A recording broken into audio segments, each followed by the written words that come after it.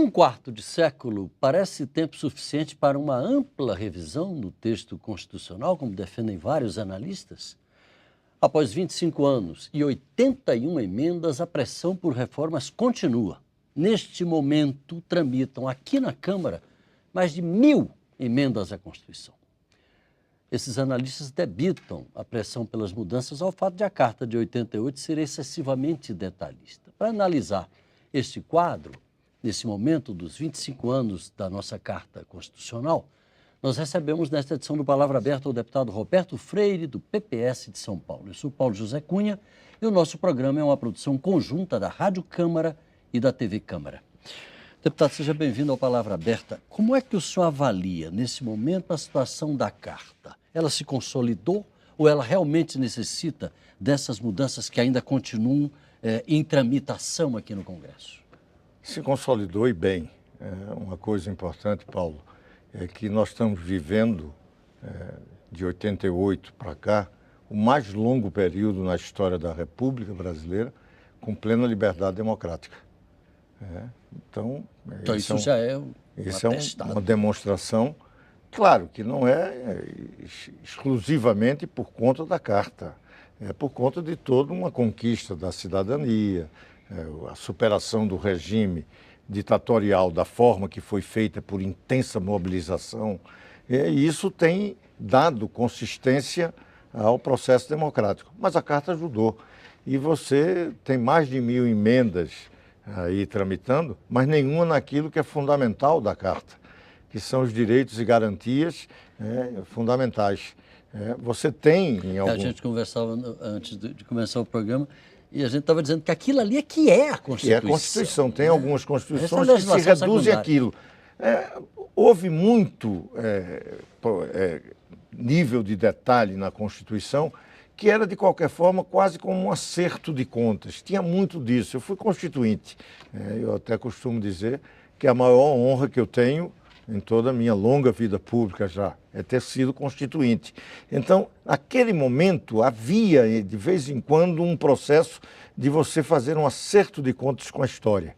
Então, consolidavam na Constituição muitas matérias que caberiam numa legislação complementar ou ordinária, não necessariamente constitucional.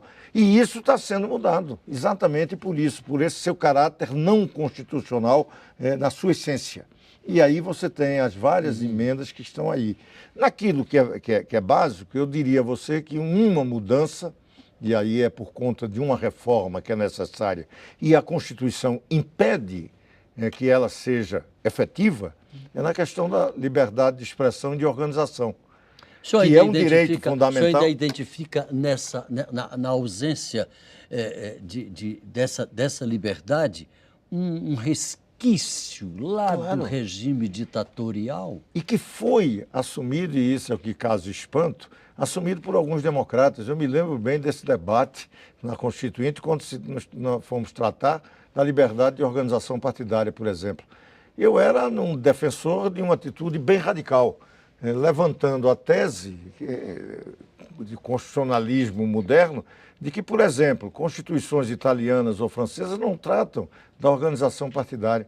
Está da livre organização em qualquer sociedade, que vai de uma liga de dominó a um partido político, é a liberdade do cidadão. Não tem por que você regulamentá-la, salvo no respeito à legislação em geral e à própria Constituição. Mas é uma liberdade da cidadania que não tem que ser tutelada pelo Estado. E aí vem um resquício autoritário ou um entulho autoritário e que foi assumido. O partido político no Brasil é tutelado. Nós tivemos e estamos tendo aí o exemplo, uma discussão, temos muito partido, o partido tem que vencer determinados obstáculos burocráticos, o partido tem toda uma tutela legal para funcionar, para disputar uma eleição, e tudo isso tem, por exemplo, um Essa princípio. Montanha de assinaturas, como aconteceu agora a dificuldade de Marina Silva. Absurdo, porque não precisa você apenas regulamentar no sentido de que inscreve-se como qualquer organização da sociedade civil. E vai disputar a eleição? Sim, como se disputa na Itália, na França, e que tem apenas como prazo o prazo de registro das candidaturas. Mas o cidadão é livre para escolher, nesse momento, qual o partido que ele vai. Se cria até um partido naquele momento. Como dar um exemplo, a Itália agora elegeu um comediante que criou um partido nas vésperas da eleição e teve uma quantidade de votos impressionante. Então não é democrática essa sociedade, não é democrática a nossa, que exige um ano antes que você defina o que é que vai acontecer daqui a um ano. E você caça, por exemplo, como estamos caçando neste 5 de outubro de 2013, mais de 100 milhões de brasileiros de disputar a eleição em outubro de 2014. Que absurdo é esse?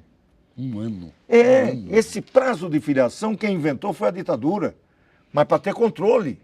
E foi mantido por democratas, que éramos maioria na Constituinte. E eu briguei muito contra isso. Nós estamos vendo que algumas questões lá não foram bem resolvidas, mas, no geral, é uma Constituição avançada.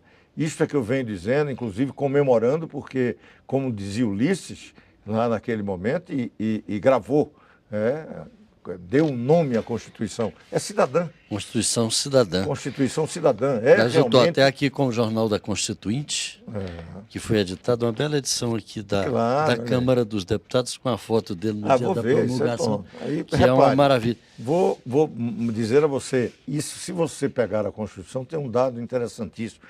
Ela discutiu a agenda moderna do século XXI. Estão lá questões como do meio ambiente, a questão indígena. À frente de vários outros textos constitucionais que ainda, até hoje, ainda não mexeram, e nós já avançamos nesse aspecto. E não avançamos apenas porque consolidamos na Constituição, não. É porque a sociedade se mobilizou, até porque essa Constituição teve uma característica interessantíssima, que é bom a gente sempre lembrar. E um dos responsáveis por essa característica foi Fernando Henrique Cardoso, que era o relator do regimento e criou a forma completamente diversa da tradição das constituintes brasileiras, que era em cima de um anteprojeto. E nós tínhamos um anteprojeto... Houve uma tentativa feita por Afonso Arinos. A Comissão Afonso Arinos. Eu me lembro que eu cobri aqui também. Com Tancredo Neves, que iria colocar o anteprojeto. E isto veio... Só que quando da instalação da Constituinte, na discussão do regimento, se inverteu. O anteprojeto ia ser criado pela participação popular nas comissões temáticas. Você não tinha um texto inicial, você teve a contribuição da sociedade nas comissões temáticas, e eram várias comissões temáticas. Como diria Oswald de Andrade, a contribuição milionária de todos os erros. Mas inclusive, olha, sobretudo, os erros. Mas também muitos acertos, que avançamos tremendamente. E aonde veio o anteprojeto? Na comissão de sistematização, no meio do trabalho. Agora, deputado... E essa foi a grande contribuição que, inclusive, o relator Fernando Henrique Cardoso e a própria Constituinte, ao aprovar esse regimento, mudou e deu uma característica importantíssima, porque esses temas foram trazidos pela sociedade. Ou seja, veio de baixo, mas é concreto isso. A gente sentiu, e tanto é verdade que no meio dos trabalhos, o Centrão veio porque a sociedade trazia algo que era até liberticida. E o Centrão ficou louco, porque os avanços foram muito... De Roberto Cardoso Alves.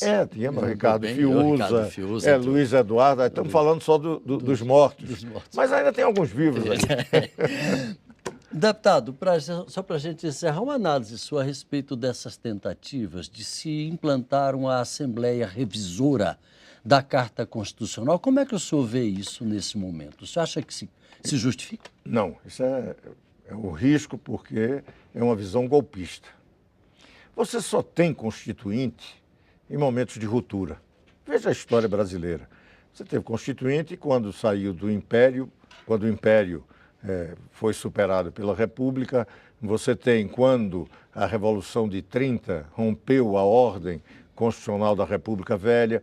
Você tem quando o Estado Novo caiu e teve quando a implantação da ditadura polaca de 37. Então você tem constituições de rupturas, como teve em 46, depois teve em 64 as ditaduras do regime militar, da ditadura. Imposta, né? Imposta, claro, um congresso manietado.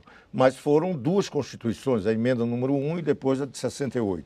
E veio a Constituição de 86 com o fim da ditadura militar. Então, constituinte é sempre momento de ruptura, de uma nova ordem que você cria. Se você tem hoje plena liberdade democrática Você tem o funcionamento de todas as instituições. Você querer quebrar a norma de uma Constituição democrática vigente para criar uma regra de que uma maioria simples vai mudar as regras constitucionais de um país, qual a justificativa, qual a cultura, qual a nova ordem que você quer instalar? O que é necessário instalar? Nenhuma. É golpismo. Claro, não se justifica. Sob o argumento de que nós não estamos fazendo reforma, então vamos dar um golpe para fazer a reforma. E a reforma política dentro dessa Constituição? Claro. O senhor acha que ela pode acontecer de forma normal, natural? Mas e se não acontecer? O que é que eu posso fazer? A maioria que tem e a ordem constitucional vigente, democrática, tem que ser observada. Vamos trabalhar politicamente para que o governo pressione, para que a sociedade se mobilize, para que tenhamos uma maioria que, por exemplo, tenha a minha visão sobre a liberdade de organização, acabar com prazo de filiação, domicílio eleitoral. Vamos dar liberdade à cidadania. Mas temos muito partido, o problema do fundo partidário, tempo de televisão. Regulamentemos o fundo partidário e a televisão. Através de legislação ordinária. Claro, ordinária. Mas deixamos o princípio fundamental de que o partido político não é direito do Estado, é do cidadão.